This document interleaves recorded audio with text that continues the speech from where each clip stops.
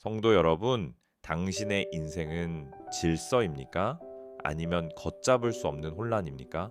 아무리 노력해도 삶의 매듭이 풀리지 않고 모든 것이 뒤엉켜 있다라고 느낀 적은 없으십니까? 우리는 흔히 이 혼란을 극복하기 위해 자신의 지혜와 열심을 동원합니다. 하지만 성경은 진정한 질서가 오직 창조주의 나누시는 역사에서 시작된다고 선포합니다. 오늘 우리는 궁창을 만드시고 육지를 드러내시는 하나님을 통해 우리 영혼에 임해야 할 거룩한 분리의 신비를 배우게 될 것입니다. 반갑습니다. 진리의 그루터기를 지키는 반장입니다. 지난 2강에서 우리는 흑암을 뚫고 들어온 참빛을 보았습니다. 이제 3강에서는 그 빛 아래에서 하나님이 어떻게 만물의 질서를 세워 가시는지 목격할 것입니다. 하나님은 섞여 있는 것들을 나누심으로 생명의 터전을 만드십니다. 본격적인 강해에 앞서 오늘 우리 심령의 무질서를 바로잡을 하나님의 말씀 창세기 1장 6절에서 13절을 겸손히 봉독하겠습니다. 하나님이 이르시되 물 가운데에 궁창이 있어 물과 물로 나뉘라 하시고 하나님이 궁창을 만드사 궁창 아래의 물과 궁창 위에 물로 나뉘게 하시니 그대로 되니라. 하나님이 궁창을 하늘이라 부르시니라. 저녁이 되고 아침이 되니 이는 둘째 날이니라. 하나님이 이르시되 천하의 물이 한 곳으로 모이고 묻이 드러나라 하시니 그대로 되니라. 하나님이 묻을 땅이라 부르시고 모인 물을 바다라 부르시니 하나님이 보시기에 좋았더라. 하나님이 이르시되 땅은 풀과 씨 맺는 채소와 각기 종류대로 씨 가진 열매 맺는 나무를 내라 하시니 그대로 되어 땅이 풀과 각기 종류대로 씨 맺는 채소와 각기 종류대로 씨 가진 열매 맺는 나무를 내니 하나님이 보시기에 좋았더라. 저녁이 되고 아침이 되니 이는 셋째 날이니라. 아멘. 창조 둘째 날 하나님은 물 가운데 궁창을 만드셨습니다. 그리고 궁창 아래의 물과 위의 물로 나누셨습니다. 이 궁창은 단순히 구름 뜬 하늘을 말하는 것이 아니라 생명이 존재할 수 있도록 마련된 질서의 공간입니다. 뒤섞여 소용돌이치던 원시의 바다에 하나님이 개입하시자 비로소 경계가 생기고 호흡할 공간이 생겨났습니다. 이것은 하나님이 우리 인생에 무질서한 감정과 복잡한 상황 속에 들어오셔서 우리가 숨 쉴 공간을 확보해 주시는 주권적 역사를 상징합니다. 세상은 섞이는 것이 포용이며 선이라 말하지만 성경은 나누는 것이 거룩이라 말합니다. 하나님은 빛과 어둠을 나누셨고 이제는 물과 물을 나누십니다. 이 나눔은 파괴가 아닙니다. 질서를 세우고 생명을 보호하기 위한 창조주의 배려입니다.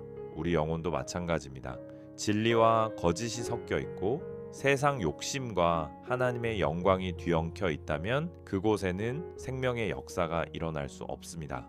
하나님은 지금도 당신의 심령 속에 궁창을 만드시어 거룩한 것과 속된 것을 나누길 원하십니다. 셋째 날 하나님은 천하의 물을 한 곳으로 모으시고 묻이 드러나게 하셨습니다.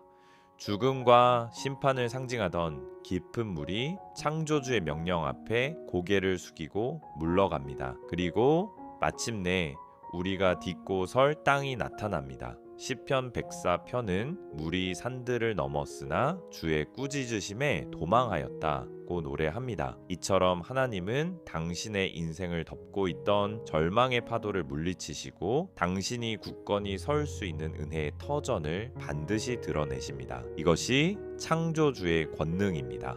고린도전서 14장은 하나님은 무질서의 하나님이 아니요 오직 화평의 하나님이시라고 선포합니다. 창조의 과정은 무질서에서 질서로 혼돈에서 의미로 나아가는 정교한 과정입니다. 하나님은 물을 바다라 부르시고 묻을 땅이라 부르시며 각각의 이름을 주시고 자리를 정해 주셨습니다. 여러분의 인생이 지금 혼란스럽다면 그것은 아직 창조주의 손길이 닿지 않았거나 그분의 자리에 당신이 앉아있기 때문일지 모릅니다. 하나님이 주인이 되실 때 비로소 모든 것은 제자리를 찾게 됩니다. 땅이 드러나자마자 하나님은 풀과 채소와 나무를 내라고 명령하십니다. 여기서 주목할 표현은 각기 종류대로입니다. 생명은 우연한 진화의 산물이 아닙니다. 하나님의 설계도 안에서 각기 고유한 목적과 형질을 가지고 태어났습니다. 이 생명의 법칙은 하나님의 지혜가 얼마나 치밀한지 보여줍니다. 당신의 존재 역시 우연히 던져진 존재가 아닙니다. 하나님께서 당신의 유전자와 성품 그리고 삶의 환경을 각기 종류대로 목적에 맞게 빚으셨음을 믿으십시오. 많은 이가 땅이 스스로 생명을 냈다고 오해합니다. 하지만 성경은 하나님이 이르시되 내라 하시니 그대로 되어 라고 기록합니다. 땅은 그저 하나님의 말씀에 복종한 도구일 뿐입니다. 우리 인생의 열매도 마찬가지입니다. 내 노력과 내 환경이 열매를 맺는 것이 아닙니다. 오직 창조주의 말씀이 내 인생에 떨어질 때 메마른 땅 같던 우리 영혼에서 생명의 싹이 트는 것입니다. 모든 결실의 주도권은 땅이 아닌 하늘에 우리 노력이 아닌 하나님의 입에 있습니다. 하나님은 셋째 날의 창조를 보시고 좋았더라고 2번이나 말씀하셨습니다. 육지를 드러내신 것과 생명을 풍성하게 하신 것 모두가 하나님의 선하심을 증명합니다. 하나님은 우리가 굶주리거나 정처 없이 떠돌길 원치 않으십니다. 우리를 위해 단단한 터전을 닦으시고 먹을 것을 예비하시는 분입니다. 시편 145편은 모든 생물의 욕구를 만족시키시는 하나님의 인자하심을 찬양합니다. 이 선하신 아버지가 오늘 당신의 삶을 책임지고 계십니다.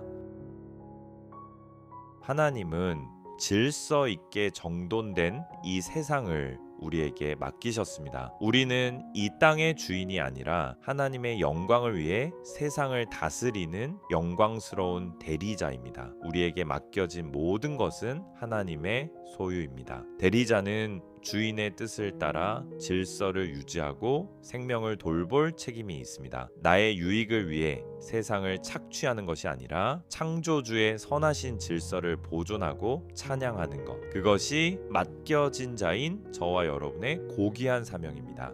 그러나 아담의 반역으로 이 아름다운 질서는 처참하게 뒤틀리고 말았습니다. 땅은 가시와 엉겅퀴를 내기 시작했고 인류는 죽음의 혼돈 속으로 다시 떨어졌습니다. 하지만 질서의 하나님은 우리를 포기하지 않으셨습니다. 창조의 셋째 날에 무틀 드러내신 그 권능으로 이제 갈보리 언덕에 십자가라는 영원한 반석을 세우셨습니다. 뒤틀린 우리 인생의 질서를 바로잡으시고 죽어가는 영혼을 다시 빚어내시는 재창조의 역사가 그 십자가에서 완성된 것입니다. 궁창이 물과 물을 나누었듯이 예수 그리스도의 십자가는 죄와 거룩을 영원히 나누는 경계가 되었습니다. 히브리서 10장은 예수께서 그 휘장을 가운데로 열어놓으신 새로운 살 길이라고 증언합니다. 십자가는 하나님과 우리 사이를 가로막던 저주의 물벽을 허물고 우리를 거룩한 영역으로 옮겨 놓았습니다. 십자가를 통과한 자만이 하나님이 세우신 질서 안에서 참된 안식을 누릴 수 있습니다. 그리스도는 우리 영혼의 진정한 궁창이 되시어 우리를 사망에서 생명으로 구별하셨습니다. 성도 여러분, 당신의 삶에는 나누는 역사가 일어나고 있습니까?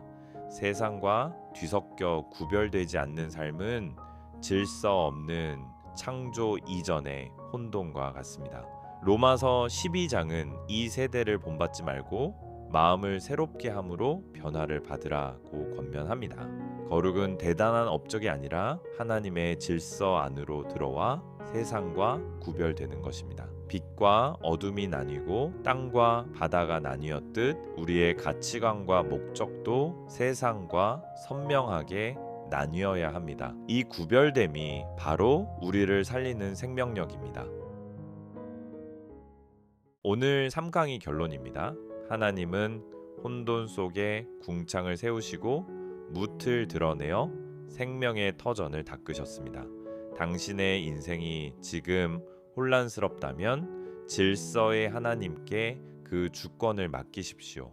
그분이 나누시고 정돈하실 때 비로소 보시기에 좋았더라는 축복이 임할 것입니다. 다음 4강에서는 창조의 꽃이자 주인공인 인간 하나님의 형상을 닮은 영광스러운 대리자의 신비에 대해 나누겠습니다. 오직 십자가만 높이는 이 대장정에 끝까지 함께 해주십시오. 지금까지 복음의 그루터기 반장이었습니다. 감사합니다.